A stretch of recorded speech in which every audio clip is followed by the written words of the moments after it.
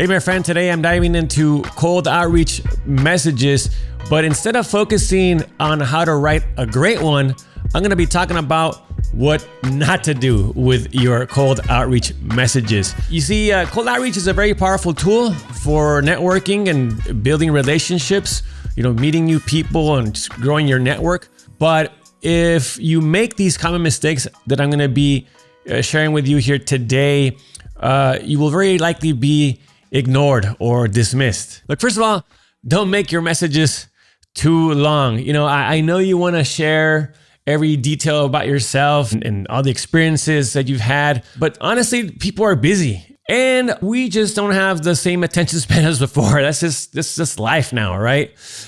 So if your message is lengthy and packed with details and has a bunch of paragraphs, you're writing an essay, it's very likely to get ignored. And especially again, if from a stranger, right? I mean, like, let alone if from someone you do know, you see a long email, you're like, maybe very likely you're like, oh man, this is a lot, right? But I mean, like, so now think about, say, getting a message from someone that you've never met. Just keep it concise and to the point, which then leads me to the next thing, is to not make it about you, because this message really is not about you. It's about them, right? You got to show how you admire this person's work. For example, if you're reaching out to an editor, you got to make it about them, right? And so that involves, for example, doing your homework, doing research on this person. Again, if it's an editor, watch their work. Go watch their work. Really think about it. And write down, notes about what you enjoyed, say, about a specific episode of a TV show or a film. And that's what you're going to, bring up initially, say, in your message. Obviously, you're going to get to a question at the end, or you're going to ask for something, right? But to get someone to read it, to engage with you, to build that connection, you have to make it about them. And that's the thing. It's like you have to find a way to connect with a stranger, right? Someone you've never met. Yeah, doing this research takes time. It's work. It is a lot of work. And so, but it's well worth it. It's well worth it because again, it's just gonna be, your message is gonna be more genuine. You gotta find the time to do this stuff. I mean, like, you really give yourself, time, a couple of hours, during the week to put in this work. I mean, that's, why I have, for example, a course about productivity, because, we can be busy, but we got to dig up that time to do this stuff, to send cold outreach messages, to network, to meet people, to have meetings, because that requires time.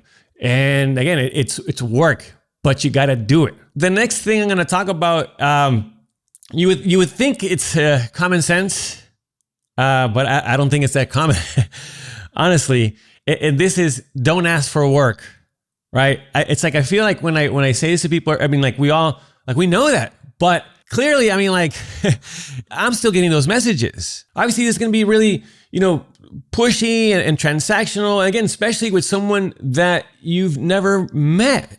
And this industry, again, is built on relationships, and that takes time. You can't come, right off the bat, start asking for work. And, not just in a cold outreach message, but like, say, even if you go to a networking event, right? You got to focus on building those relationships. Yeah. When you build certain relationships, you get to that point where you have something solid. Yeah. Maybe at that point you can ask for work, but in the beginning, when you literally haven't even met this person, maybe in person, do not ask for work. At the end, you're going to ask for something at the email or the message, and here's the thing is, don't ask complicated questions.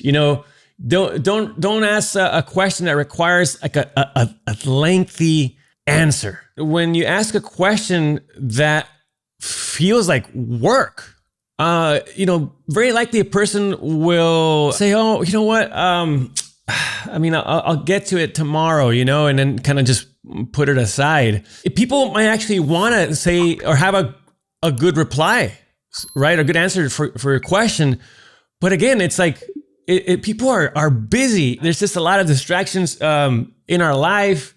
And so, if you think about, man, I got to write, I mean, this would require paragraph after paragraph. Even though the person might have the best intentions and want to do it, but like, it's a lot of work, especially with someone that they don't know. So just, keep your questions simple and straightforward. So, and you know what I also see? It's like people ask for like, say for example, they want advice based on say an experience they had or a career trajectory. That really what it involves is me asking questions to them and seeing what have they done over the years? What has been their strategy, their approach? What are they doing? What have you, I need to understand so many things to give you a proper answer, that is tailored to specifically to you, instead of saying like giving you just a generic piece of advice.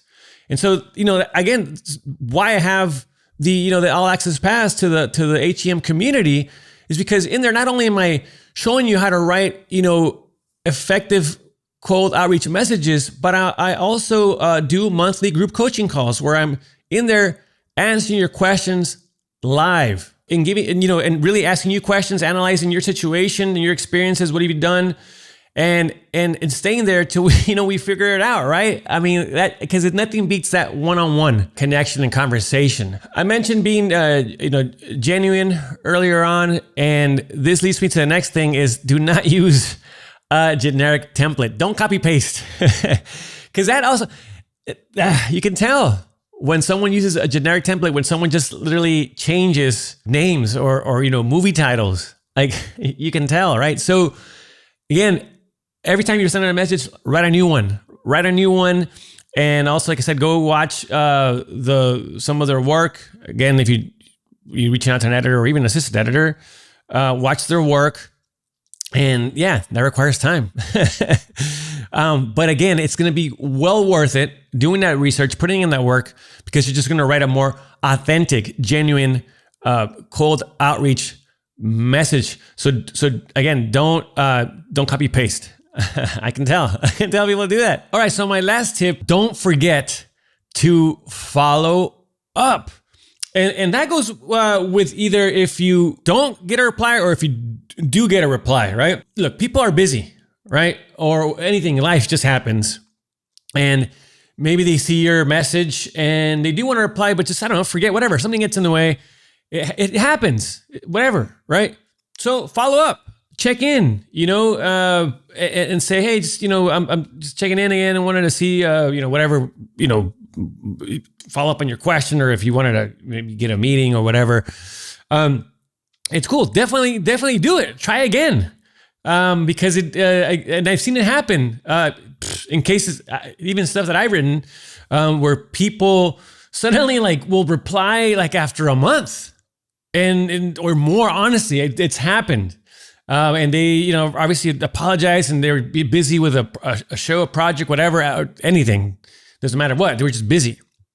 So definitely follow up, right? If you did not get a reply. If you do get a reply and you start a conversation with someone, follow up with them, stay on their radar.